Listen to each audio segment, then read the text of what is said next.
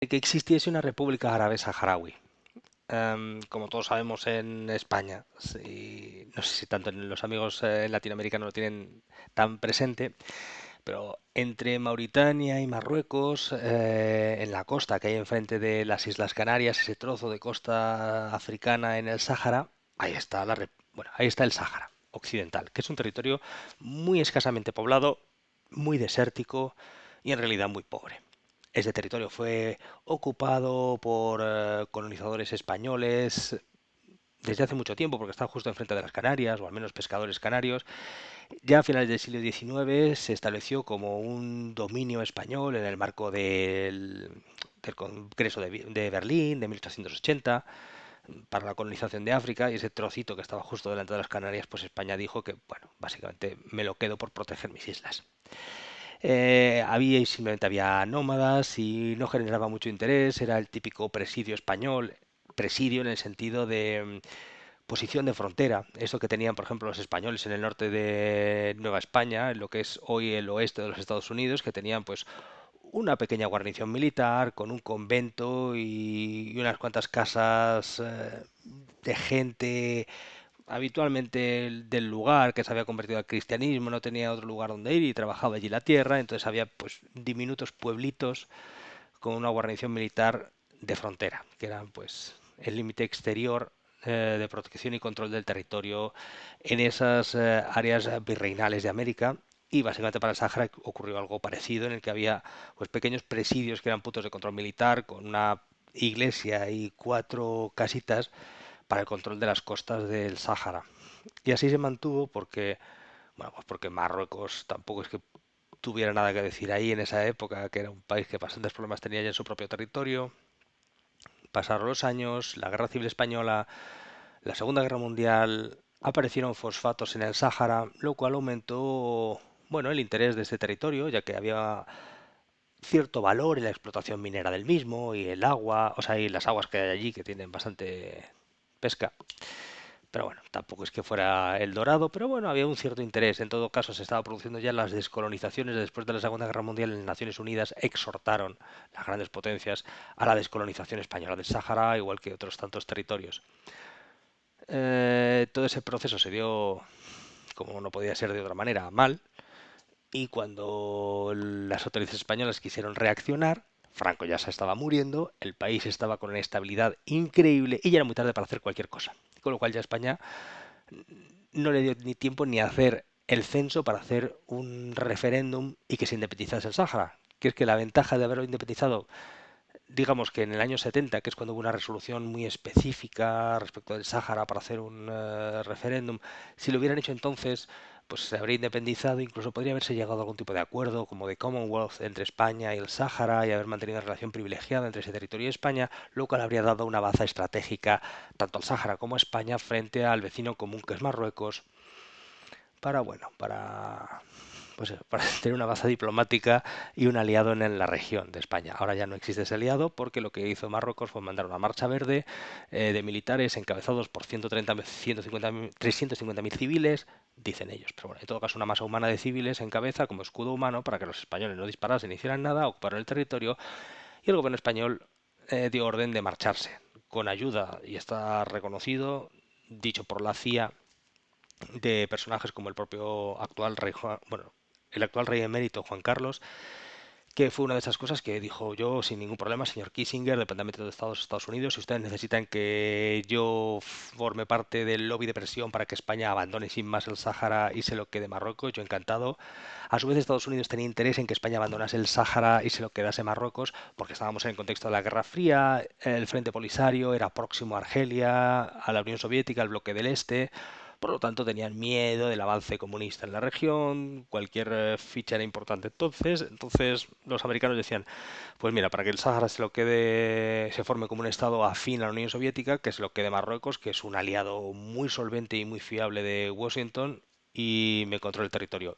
Y esa alianza entre Estados Unidos y Marruecos, que de hecho ya es antigua, porque creo recordar que Sáhara, o sea que Marruecos fue de los primeros, y no el primer país árabe en reconocer a los Estados Unidos cuando se independizaron del Imperio Británico, Es decir, que hay un cierto elemento de vínculo histórico entre Marruecos y Estados Unidos, y eso se mantiene ahora, a principios del siglo XXI, en el que Estados Unidos ha reconocido a través de primero el republicano Trump y después a través del demócrata Biden que si el Sáhara es territorio de soberanía marroquí, o por lo menos que lo administren ellos, porque entienden que la única solución, y pueden entender a los Estados Unidos, que se plantean, mira, si antes era el peligro de que el Sáhara termine en manos del bloque socialista, ahora el peligro es que el Sáhara termine en manos de, qué sé yo, del Estado Islámico, del Sahel, que es un territorio, eso, que si no está Marruecos puede ser un Estado fallido y un lugar perfecto para el establecimiento pues de estos grupos. Y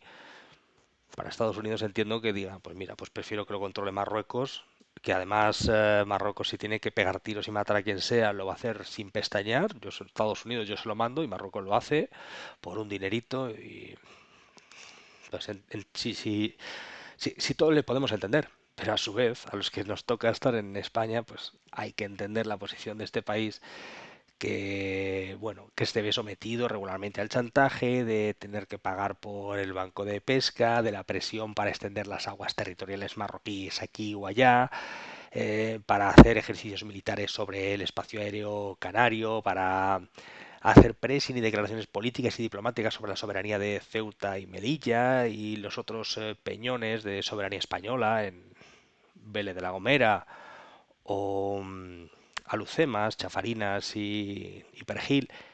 Claro, no, Alucemas no, Alucemas, perdón, que es Perejil, no sé qué, hay un peñón pequeñín que también. Alucemas es una ciudad muy grande.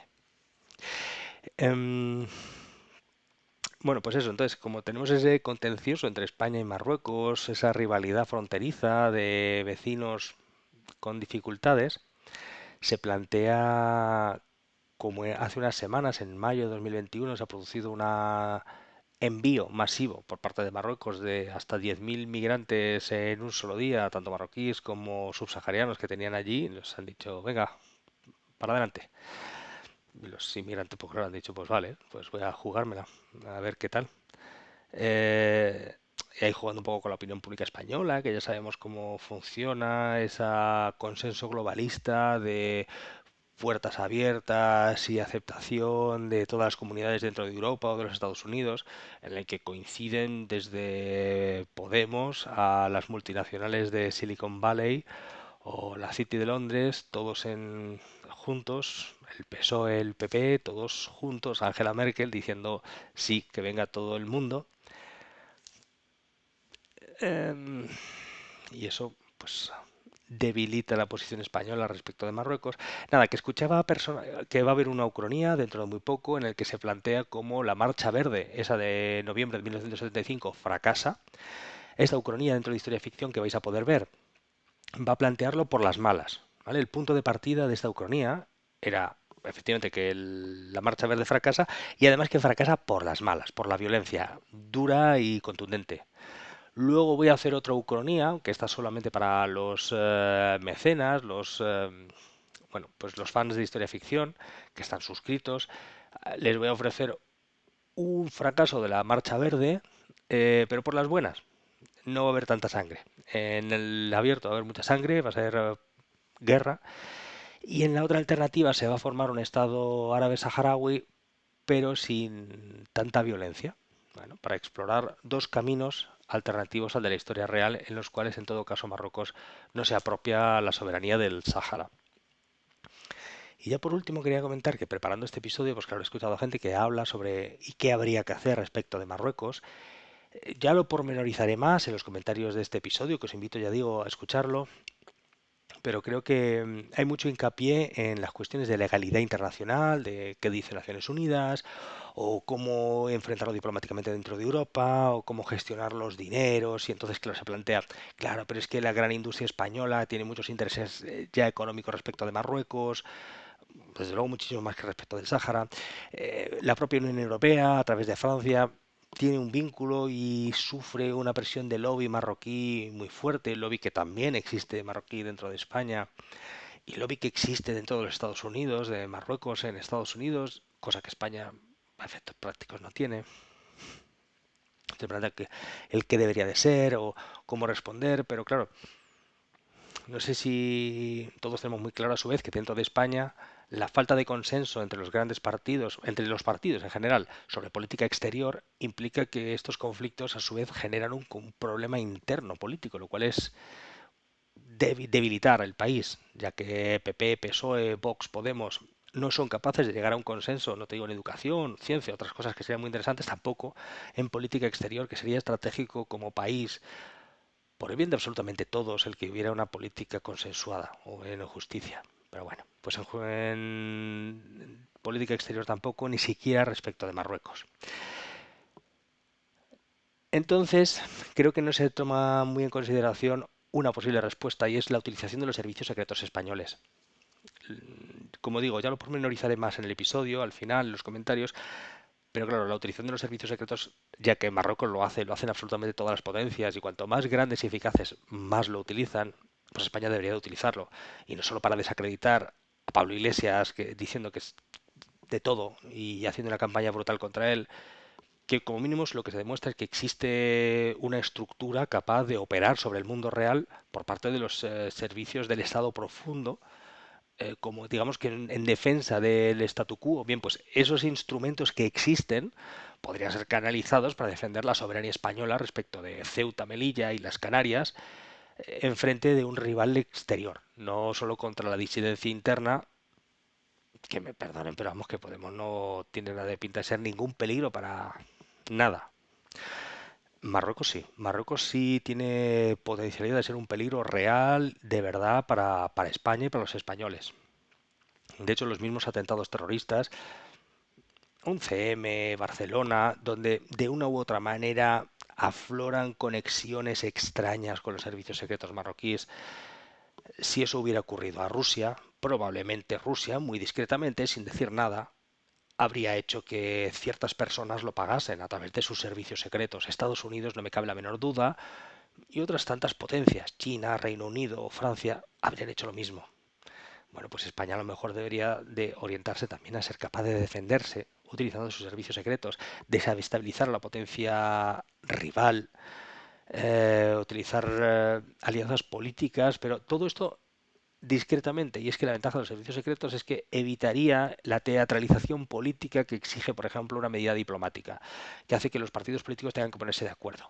Cosa que en España no tiene pinta de ser posible y que la propia opinión pública llegue a ponerse de acuerdo sobre qué hacer con Marruecos, porque la opinión pública está también tan envenenada como la clase política y le cuesta mucho llegar a acuerdos. Por lo tanto, se puede soslayar y directamente que sea el propio Estado el que defienda desde sus instrumentos internos los intereses como Estado. Y ahí para eso están los servicios secretos.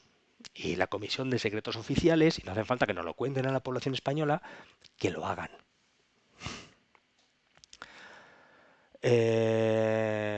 Claro, dice aquí un amigo, hubo una reunión con Argelia esa semana.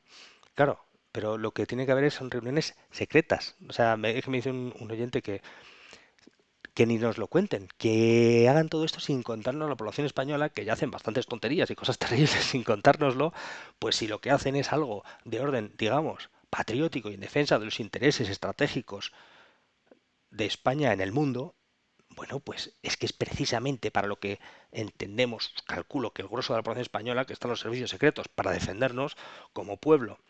Y si, por ejemplo, pueden actuar contra los intereses concretos personales del rey Mohamed o contra su corte y gente más próxima, actuando desde robando datos con hackers y diciendo, mira, te he robado datos, ya veremos cómo los manejo, te voy a especular contra tus fondos de inversión a la baja, en corto, para hacerte perder dinero y como sigas, sigo especulando y golpeando a tus intereses económicos o a determinadas empresas de las cuales sea propietario o titular. Hay 50.000 formas de intervenir discretamente.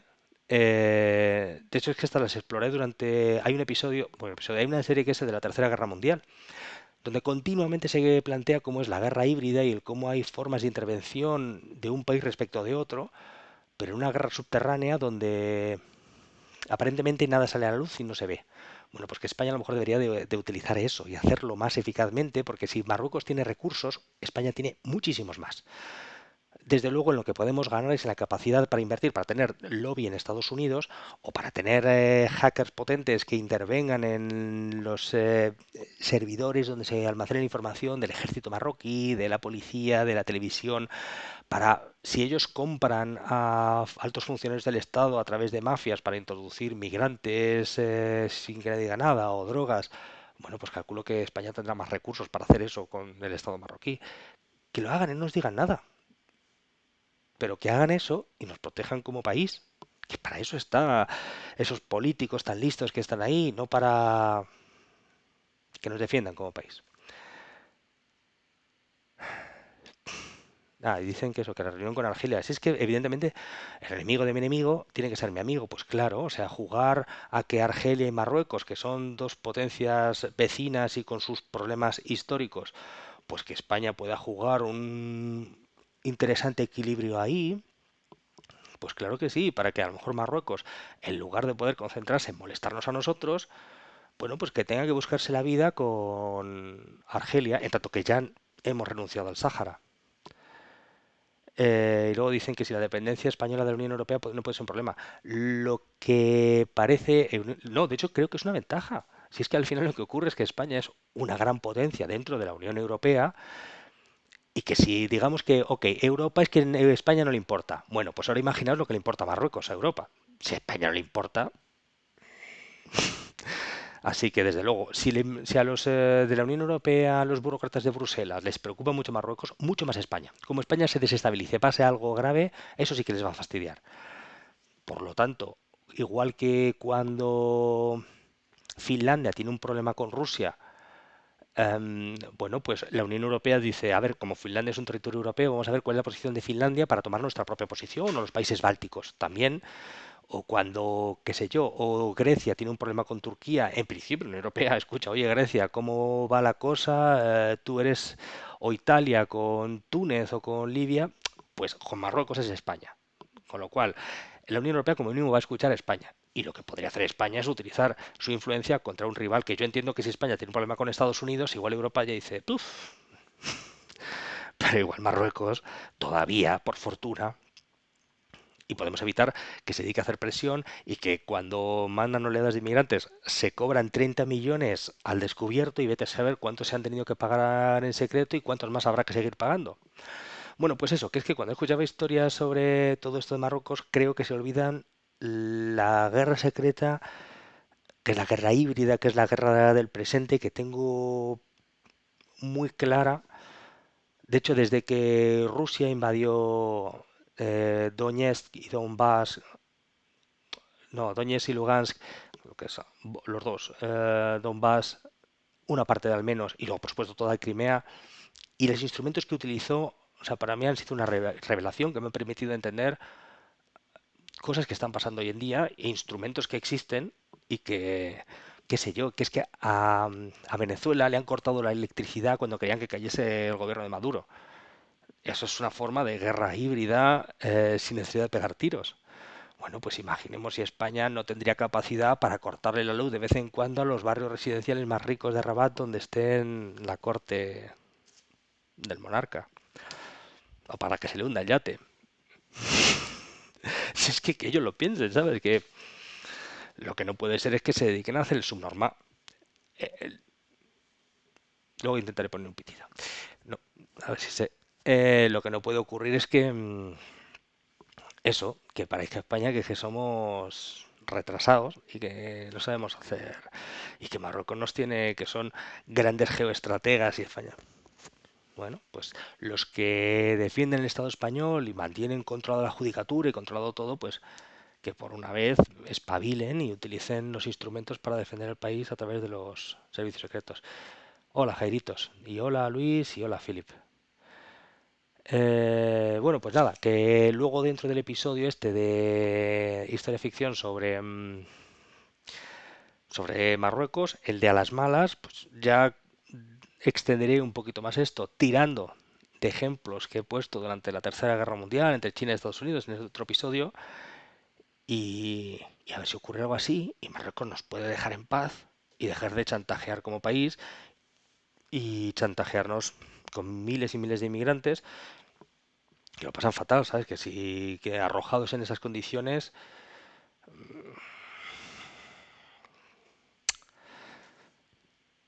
que no puede ser.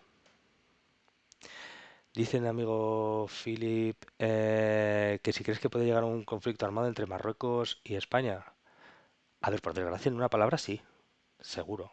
Pero básicamente por lo siguiente, y es que creo que los conflictos armados no son algo del pasado. Desgraciadamente, creo que todavía queda margen de varias generaciones en las cuales me puedo imaginar enfrentamientos armados entre entidades estatales. Ahora lo veo muy improbable.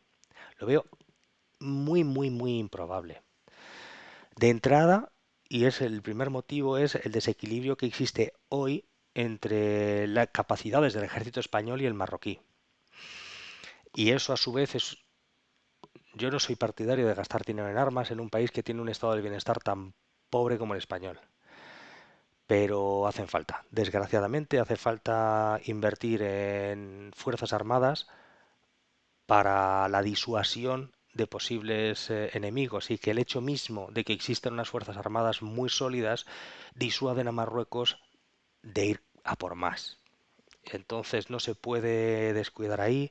Probablemente las Fuerzas Armadas deberían de ser más eficaces, ellos sabrán cómo, pero en la gestión de esos recursos para que con el dinero que tienen, igual que las familias van a Mercadona y compran macarrones de los cutres y compran lo que pueden para comer, que el ejército español asuma que con el dinero que tiene que sacar oro, tiene que sacar petróleo de ahí para hacer todo. Y que una cosa que te, solo como un ejemplo, y que de hecho los propios militares, o por lo menos gente del entorno de las Fuerzas Armadas, a través de esos podcasts y esos canales de divulgación militar, decían que había una propuesta absurda de comprar 200 militares, 200 misiles antibuque para la Armada Española, que es algo que no necesita para nada, porque ninguno de los rivales reales de las Fuerzas Armadas Españolas de España van a tener una potencia naval como para que sea necesaria la disuasión de 200 misiles antibuque. Entonces no vaya a ser que haya algún lobby de algún espabilado que venda esos 200 misiles, hagan muchísimo margen y tengamos 200 misiles inútiles en un silo. El dinero, el que haya, pues a los a lo que necesite España para su defensa nacional. Y es que España no es un país muy rico, tenemos unos recursos muy limitados, pues de entrada lo que haya que lo utilicen bien. Igual que antes de cobrarnos más impuestos por autopistas y por tonterías, pues que se planteen diputaciones provinciales que desaparezcan o que economicen en burocracia del Estado. Bueno, pues que hagan lo que les dé la gana, pero que no nos dejen que nos coman porque va a ser peor. Y hola, Plexity. Eh, Mira, los que estáis ahí en el chat, os digo que proponedme algún tema para el próximo vídeo y, y el próximo vídeo es el tema que me propongáis ahí. Ya sabéis, no sé si todos, esto es un podcast de... Este vídeo está asociado al podcast Historia Ficción dentro de Evox, que es la mayor plataforma de podcasting en español, y es el podcast de las ucronías, de historias alternativas. Entonces, no sé si todos lo conocéis, pero os lo recuerdo y nada, si me hacéis una propuesta ahí de alguna historia de la que queráis hablar, yo lo hablo encantado. Eh, Mira, dice Philip, lo que más miedo le da es que Marruecos, aunque sea una monarquía absoluta, la élite y la cámara que lo asesora es de militares y su inversión en aviación. Hombre, hoy por hoy España, con los Eurofighter que tiene, igual en otras cosas Marruecos, mira la artillería que últimamente están invirtiendo mucho. Aunque tiene toda la pinta de que esa artillería marroquí tiene más que ver con los saharauis y con Argelia que con España. O sea, en aviación entiendo que nuestros Eurofighter todavía implican una ventaja, pero sí, evidentemente esa ventaja no se puede desgastar ni erosionar mucho más, porque cuanto más se erosione, más se va a crecer Marruecos, que por su naturaleza no es un país como Portugal. O sea, que igual con Portugal podemos tener otra relación, con Marruecos desgraciadamente, con sus líderes, con el sultán, que de hecho es un sultán que se hizo llamar Rua, pero hace solo como, no sé si fue a su abuelo Mohamed V o su padre Hassan II, el que ya se ha hecho llamar Rua en lugar de sultán y jefe de los creyentes, pero él sigue siendo jefe de los creyentes, o sea, que es Una dictadura.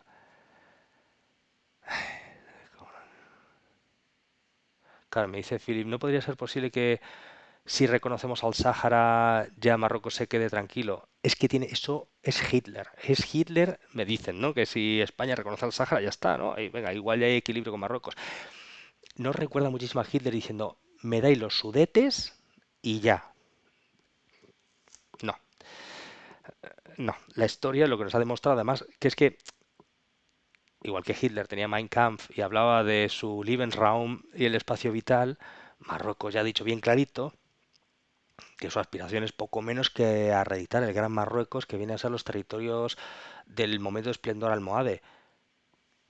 Y ahí hay un trozo que está en la península ibérica.